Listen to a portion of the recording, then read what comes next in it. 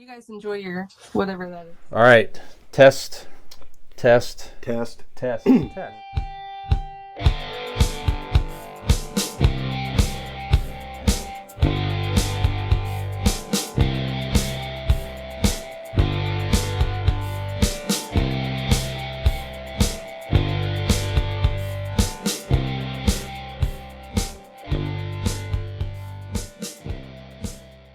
4. Don't care. 3, 2.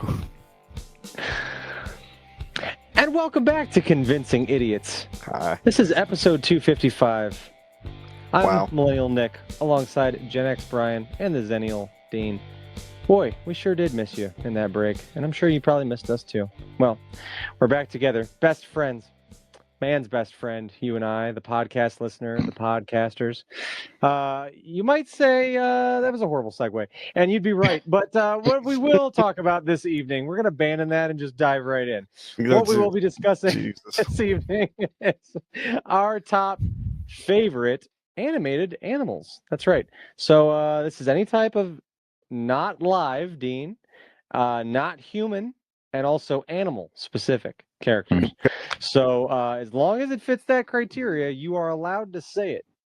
If you are not, Brian may give you a fine that is to be determined. So we will see. Yep.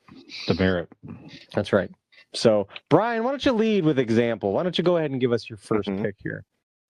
I'm going to give you the one, if you're watching YouTube, on my new hat here. These new era hats, by the way, they have a new Looney Tune line that's very cool. So on my hat is the great Wile E. Coyote super genius, gentlemen. So always love Wile E. Coyote and the Roadrunner cartoons.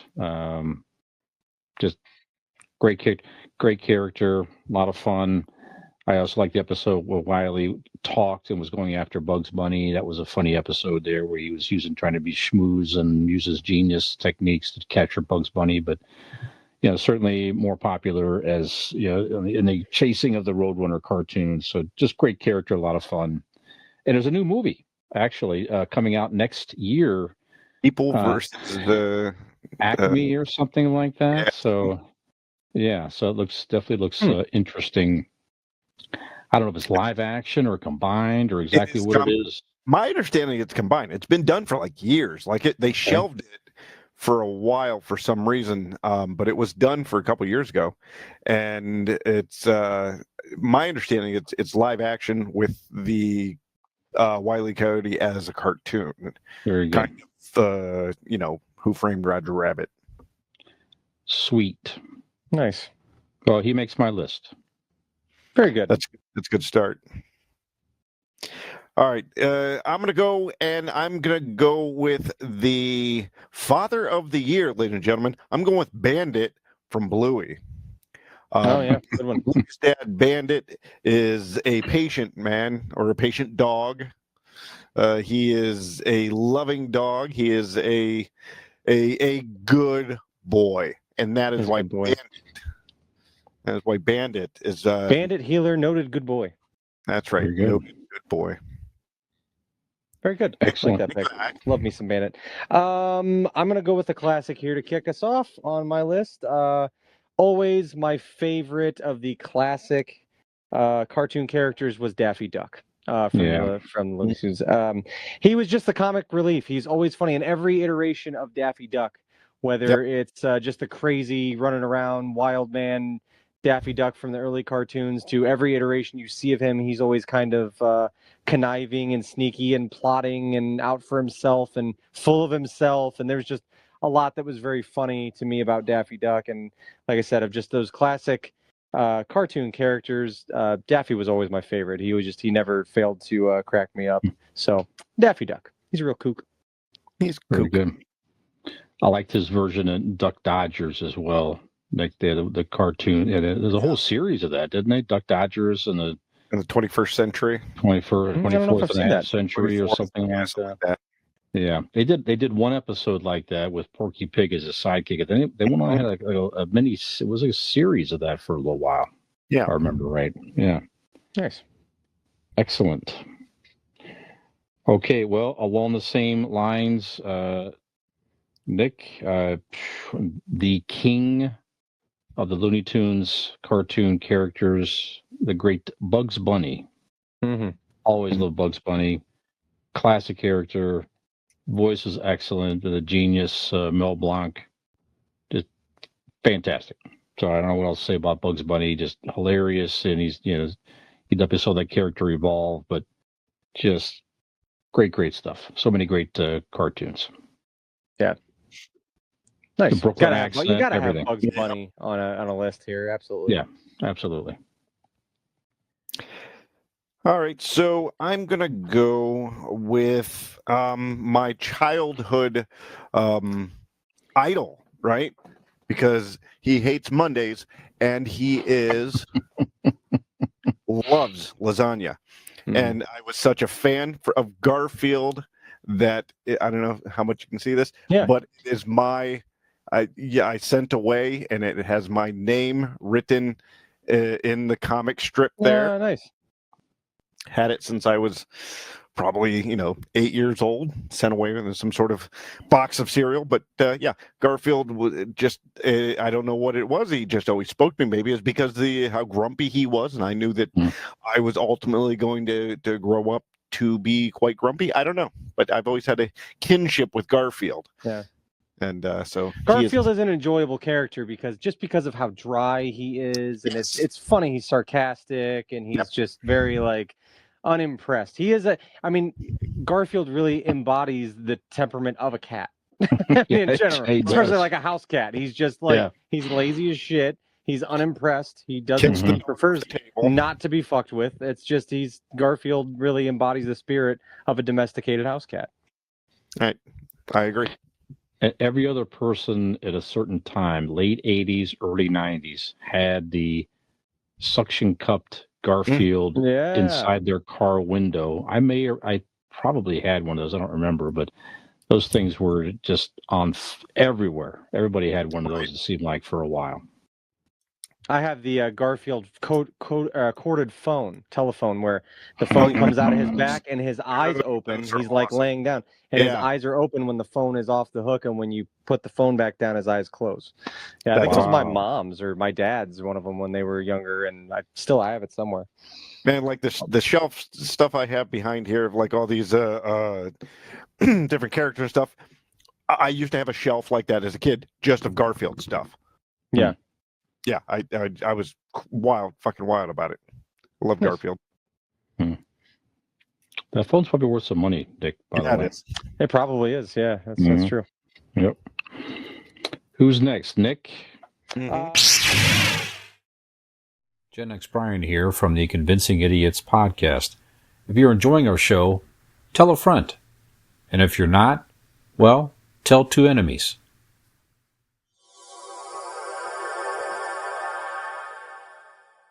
Yes, it is I. Next, I'm going to go with this is probably one of my favorite cartoons as a kid of probably 8, 9, 10, 11 years old, around that time. So as a 90s kid, the Nickelodeon cartoons were huge in the 90s, and they were so very popular. Cartoon Network had some as well. But my favorite cartoon of all the Nicktoons and the cartoons of the day was Rocko's Modern Life. And if you're unfamiliar, Rocko's Modern Life was almost kind of like I would call it akin to like the feel of like Ren and Stimpy. It was very weird. It was almost a SpongeBob before its time, to where it's just odd and bizarre, and certainly a lot of jokes in it. What you find out later that were very aimed towards adults, and definitely a lot of stuff you would see in Rocko's Modern Life that you're kind of like, that's kind of weird. I don't know exactly what that means, but I feel like I'm not supposed to understand what that means. But Rocko was a wallaby. Watching the show. Yeah, Rocko was a wallaby, the central character, who also had a pet dog named Spunky, who used to fuck a mop, and that was fun. But yeah, Rocko's Modern Life was my favorite. I liked Rocko. He was very it was like a 90s cartoon sitcom. It was very the tones of it, where he was just kind of like a working class guy and trying to get by, worked for this big corporate machine, and just kind of trudged along and hung out with his friends when he wasn't at work, and just typical Nickelodeon cartoon. But Rocco from Rocco's Modern Life was always one of my favorite characters, so I got to put Rocco up there. Very good. Excellent. Ryan. All right, another classic character from when I was a kid. Still love the character today. Has many different iterations of this cartoon. Made a couple of movies, so he was a CGI animated character in a couple of movies here. Scooby-Doo, gentlemen. Yep. So I know we did a favorite fictional dog episode previously. He's probably on all of our lists there too, but one of my all-time favorite animal characters, beloved, funny, loyal, the whole thing. So just always love Scooby-Doo. Yeah. Scooby-Doo's since the 60s, he's just been a staple in like everybody's childhood. Absolutely. Yeah. It's just part of the culture, the Americana kind of culture, you know what I mean? Like throughout time. Hulk Hogan and Scooby-Doo. And only one's a racist. Yeah. That was awful what came out about Scooby. I know. Especially doing he's fucking his friend's wife on camera. That was weird. Always barking at certain mailmen. Weird. That's right. Yeah. That's right. Nope. That's right. Nope. All right, next on my list, I'm happy. Pip. Droopy the dog from Hanna-Barbera. What Droopy? At this age, probably. There's the idea that I think that I just love sleepy characters. I guess it says something about myself. But you like all the cartoon characters that don't want to be around anymore. Right.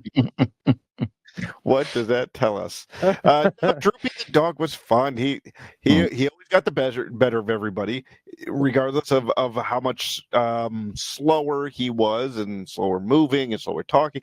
He was on top of it, and I like the way he talked. So yeah, Droopy the dog is next on my list. Great, for sure.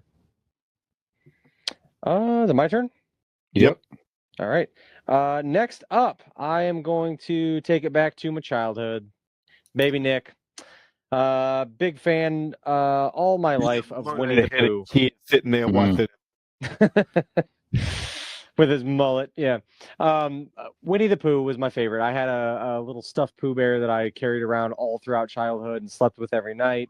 Loved Winnie the Pooh, loved all the characters, but it was kind of the same thing. Like Pooh had that it hit a chord with me in my heart. Winnie the Pooh, he's so pure and good and not smart, and would always acknowledge it, right? Bear very little brain, but he was so thoughtful and cared so much about his friends and their well-being, and Christopher Robin, and like his friends were so important to him.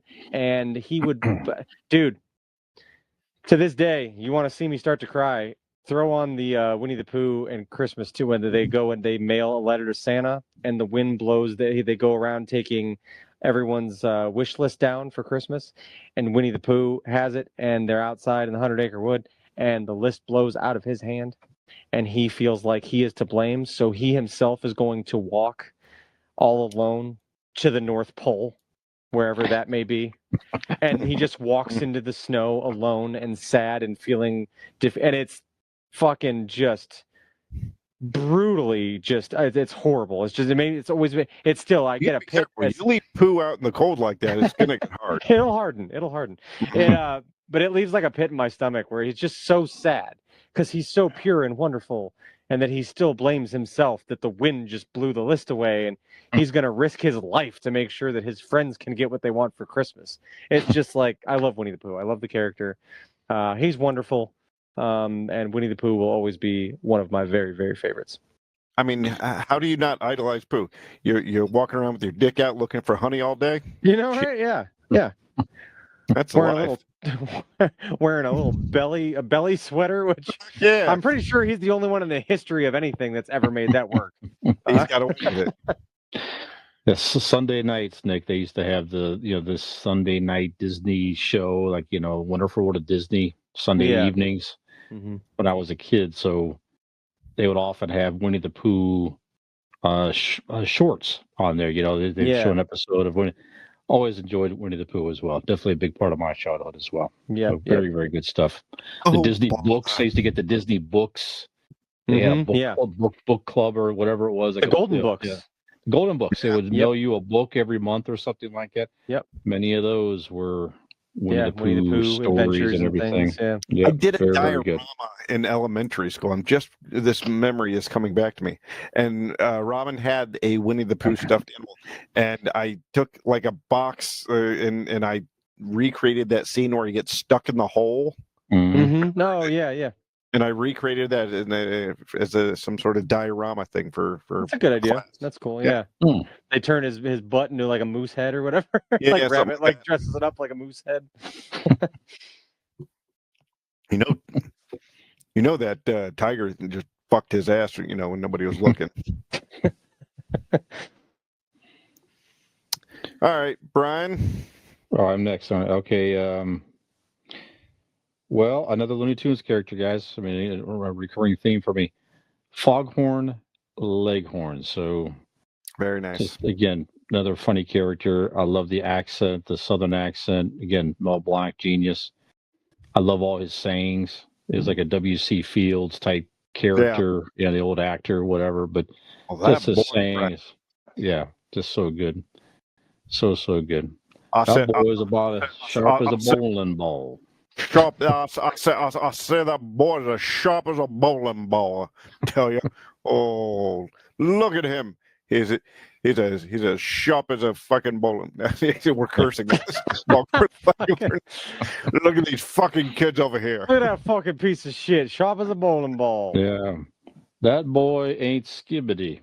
Something like that he said back then. Yeah, skibbity motherfucker over here. Rooster in the goddamn hen house. Well, anyway, yeah, great character. Foghorn fucking Leghorn. Foghorn fucking Leghorn to you, motherfucker. I liked how he'd always push up his sleeves. And his bare skin underneath.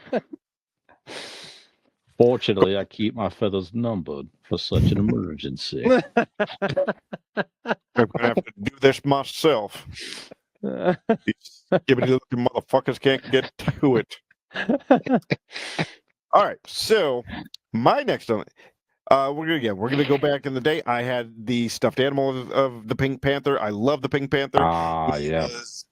I love the music, the feel, the weird like 60s tone. It was from the 60s, but like the tone of the cartoon was much different than any other cartoon.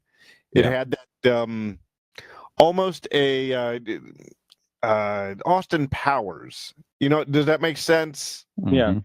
Like the way he was, like a caricature of like a James Bond. He was like kind of, like. It was just cool. I loved him. I didn't know why precisely. I mean, looking back, Pink Panther. Yeah.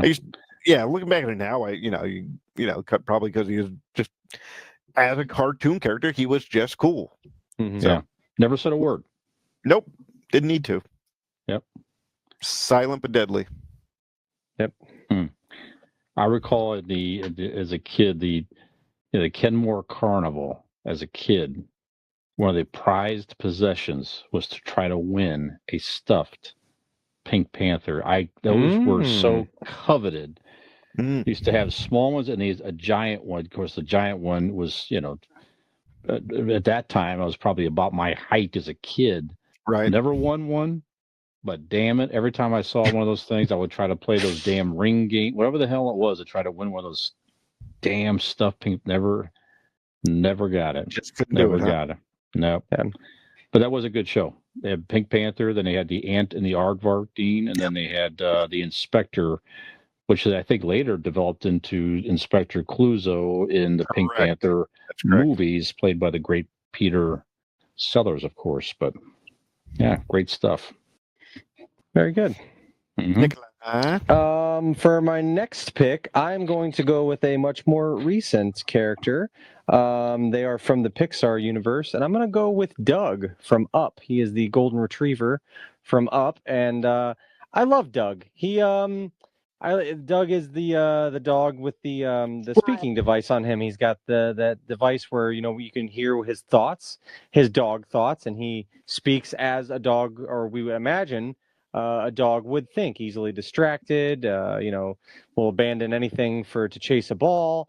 And it's just very funny. I've always enjoyed that character and that take on it. I mean, it's obviously not it's almost like one of those ideas that was in plain sight, right? Like it was like to do a dog in the way that we perceive dogs think. They're just kind of dumb and happy and like loyal, but also like distracted and like, just all over the place because that's how dogs seem to be.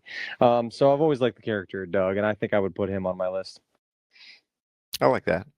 Yeah. Excellent. Squirrel.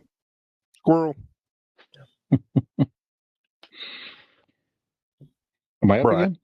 Okay. Yeah. Well, Sorry, yeah, Nick, you're up. I had Daffy Duck, Nick, but you mentioned him. I'll replace him. You mentioned these guys. To me, it's a pair. You can't really have one without the other. But I'm going to put the Ren and Stimpy on my list here. Yeah. Love that show. One of the That's weirdest. true. They are in fact animals, aren't they? They They are what? Dogs. Dog and a cat? No, a cat or a dog and a cat. Yeah, that's right. Ren is a dog and Stimpy is a cat. So. Right. Yeah, it's one of the weirdest cartoon series that's ever existed, but that's what made it so good. Bizarre. The animation was fantastic. The voices were awesome. And just all these weird, strange things all on the side, the powdered toast man commercial, all these things they added into it throughout the episodes. But that was definitely something in the 90s that I got hooked on immediately. I would watch the hell out of Ren and Stimpy. And just you idiot. Just great. Yeah. Yep. Yeah, They still make new. They don't make new. They made new I don't ones think they make for a new minute, ones. Right? No. Yeah. You could probably who has the rights to Ren and Stimpy? Is that Cartoon Network probably or Nickelodeon? I gotta try to find that. Nickelodeon. They were on Nickelodeon. It was Nickelodeon. Yeah, I think you're right. So you would probably be able to find them on Paramount if you have that, because I do. Nickelodeon, I believe, all the Nickelodeon properties are on Paramount. Okay. That's where Turtles and SpongeBob and all that stuff is. So I will take a look. Yeah. Very good. Dean. All right, for my last one, I did have Winnie the Pooh, but Nick took that as well. He's a thief. So I'm going to change it up. And actually, I'm going to go on the one that I said that it was questionable. So I'll ask you guys, is this allowed? If not, I'll pick something else. No. Fozzie the Bear. If you have to ask. Well, he's a... Fozzie well... He was a Muppet, but he was a cartoon bear in some of the shows, so... That's true. Is it permissible? Is Fozzie the Bear permissible? I'd say so. I vote he passes because he has been a cartoon. He has been animated, and he certainly is an animal. I thought you were going to say something that's like, I don't know, like Chewbacca. Is he an animal? No. Fozzie the Bear. I mean, he was a Muppet, so that's All right, then if that's the case, Fozzie the Bear. In your nice things that you say and all his accolades, you can't include anything that was a puppet. That's we'll true. Only talk about Muppet Babies and cartoon or like comic strips or whatever. Okay, all right. Well, even in comic strips, he was still even as a baby, he was a funny baby. He loved to tell jokes. He was all about having a good time. He had a cool hat. From a baby or an adult. Did he have a hat in Muppet Babies? Yeah, he had the little beanie with the propeller. Wasn't that him? Yep. Maybe, I don't know. So I just I love how much he loved comedy and how much he enjoyed making people laugh. I respect that, and I hope to do that someday. Waka waka. Waka waka. Fozzie the Bear, last on my list, boys. There you go. Nick, finish this up.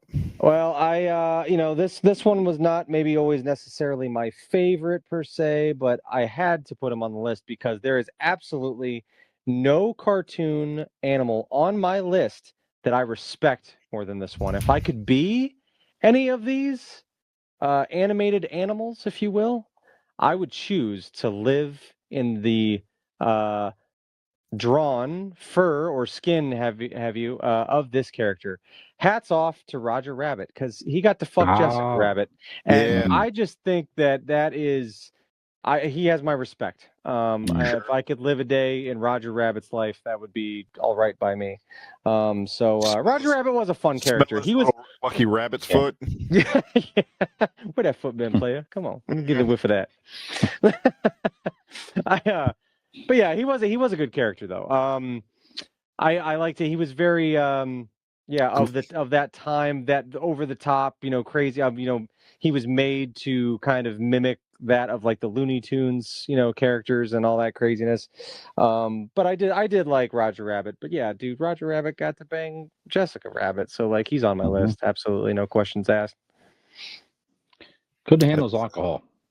No, I I see myself in him from time to time. Yeah, Sure. I could really see myself in Jessica Rabbit. Very good. Getting some of that ink blot, baby. Yeah, with some patty cake. Patty cake. Patty cake. Patty cake. Jessica Rabbit ink. I'm gonna dip it in. I'm gonna dip my pen in that Jessica Rabbit ink. Yeah. So yeah, all right, good list, guys. That was good. We got honorable mentions here. I've got a couple. Go ahead, Dean. You want me to just run down my list real quick? Sure. Baloo from the Jungle Book. Dude, Yeah, great one. Like that's what he just is there to chill. That is good. Great voice. And then the opposite of chill, Iago from Aladdin. That bird was high strung but hilarious. Grumpy also. Grumpy. You love the grump. Coyote from Looney Tunes, like Brian said. And then I had, because you have to put them as a group, they come as a pair, Tom and Jerry. Yeah. Sure. Were always fantastic and funny, and yeah. So there's my honorable mentions, boys. Great. Nick, what do you got? I've got a couple here. Mainly, so this one, these ones I held off the list because they certainly mimic animals, but I don't know if they are in fact animals or if they're just from another planet. But I got to give some love to both Zorak and Brak from Space Ghost, and specifically from Space Ghost Coast to Coast and Cartoon Planet, because those were Zorak and Brak made those shows, those kind of ridiculous spin-off shows, and I absolutely love them. And then also going to give some love to Sylvester the Cat, another one of my favorite Looney Tunes. Yeah. Fuck Tweety, man. Like, he's such a fucking douche. And like, I agree. Tweety, like, Sylvester's just doing his thing. Half the time, he wasn't even fucking with the bird. Like, the bird would fuck with him first, and then he's just following his primal instincts and trying to eat the goddamn bird and shut him the hell up. And I just want him. One of these days, just get him, man. Just finish it. I was always rooting for Sylvester. He's always getting beat on and hit with brooms for trying to retaliate against that stupid fucking bird. So I got lots of love for Sylvester. Absolutely. Good. Right. I have honorable mentions: Porky Pig, Goofy, Hong Kong Phooey, Dino. I also had Droopy on my honorable mention. Dean, Woody Woodpecker. Used to love the old Woody Woodpecker cartoons, old ones, like from the 40s or whatever it was initially.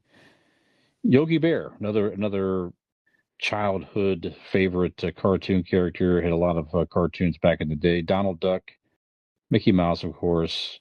And then other ones, Adam Ant. I don't even know if you guys know who Adam Ant was. Yeah. That was an old Rock Hanna-Barbera superhero. Rock singer from the 80s? No, that was Adam Ant. This was that's what I thought. I was like, yeah, I know who Adam Ant is. Yeah. Adam, Atom, Ant. Was an ant that had super strength. Oh, he's had the red suit with the little A and his helmet. Stuff. Yep. Secret Squirrel, another fun Hanna-Barbera character, is a squirrel with a mole partner. He was like a spy. Oh yeah, I remember that. They made some newer ones of that too. Not Wasn't super that kind long of ago. almost the rip off of the Green Hornet a little bit? Am I thinking of the right one? Maybe, yeah, Like the because he had a trench coat with a hat yeah, with it and the pulled mole down. was, if you look at it in today's light, it's kind of racist. Yeah, sort of. Yeah, Yeah. the Uh-huh. squinty eyes and the Yeah. Uh-huh. fez and stuff. Right. And Bullwinkle, gentlemen, Bullwinkle Moose. Used to Nice. love the old That's Bullwinkle good. show. Yeah, I had one that's other I it. forgot on my list. Go ahead. Go ahead. Rocket Raccoon. Rocket Raccoon Yeah. is a good one as well. There you go. Yep. Sure. Nice. So are animated animal characters, do you find you have more favorites animated animal characters than human characters? Absolutely. Why? Yeah. Go ahead. I- Why is that, do you think? Just more of them, or is there something just funnier about a funny or entertaining animal character versus a human character? It's not just funny, but it's endearing. You can you can put more humanity in an animal than you can a person. Yeah. People we know are flawed. You can take an animal and give them a personality, and they can be more excusable and as to like their personality traits more than a human, because we see a human do dumb, stupid, bad, or whatever things, and we go, oh, we know those people. You put a dog in that thing, you go, look at that, it's a dog, he's cute.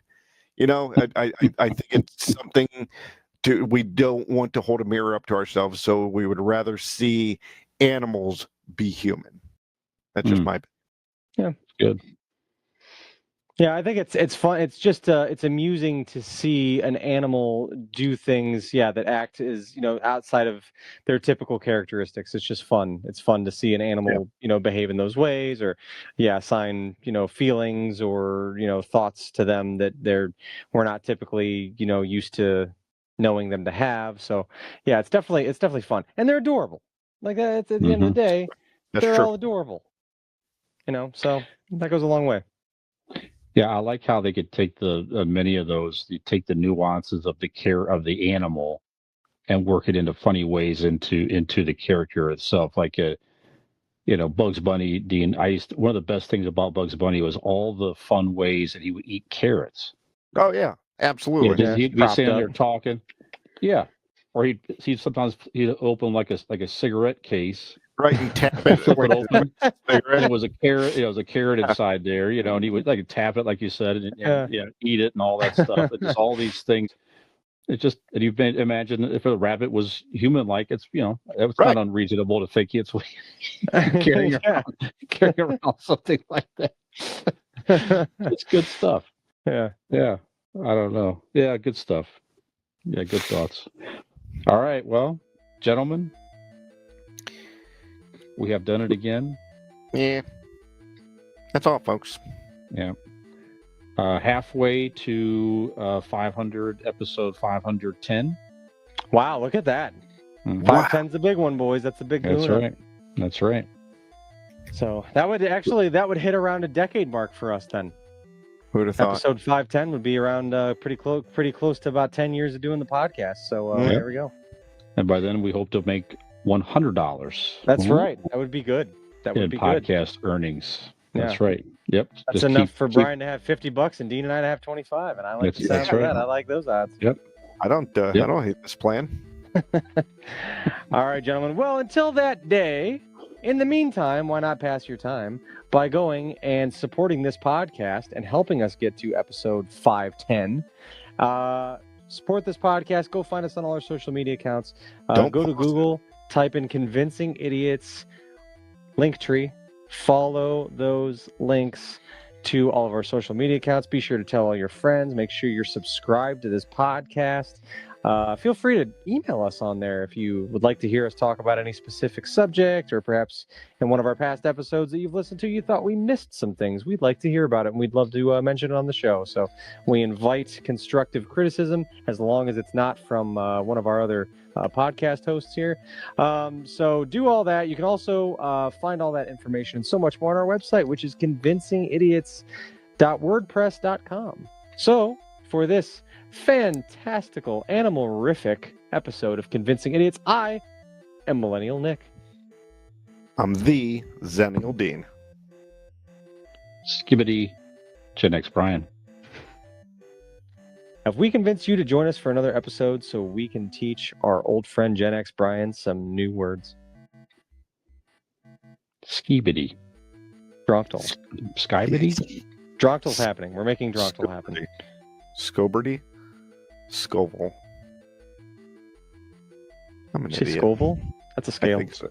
Oh, that's right. Hey, Dean with Convincing Idiots. Brian and Nick here. Like and subscribe.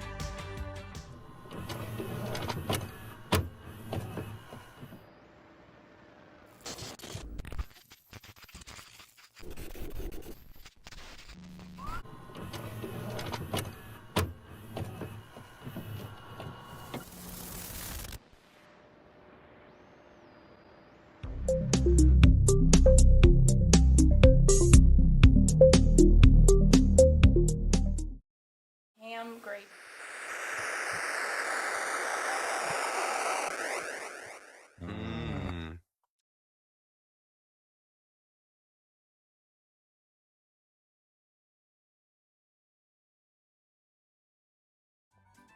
Welcome to the podcast. Welcome to the vodcast. Welcome to the broadcast. Boys and girls, welcome to the show. This is Convincing Idiots. My name's Dean, the Zennial.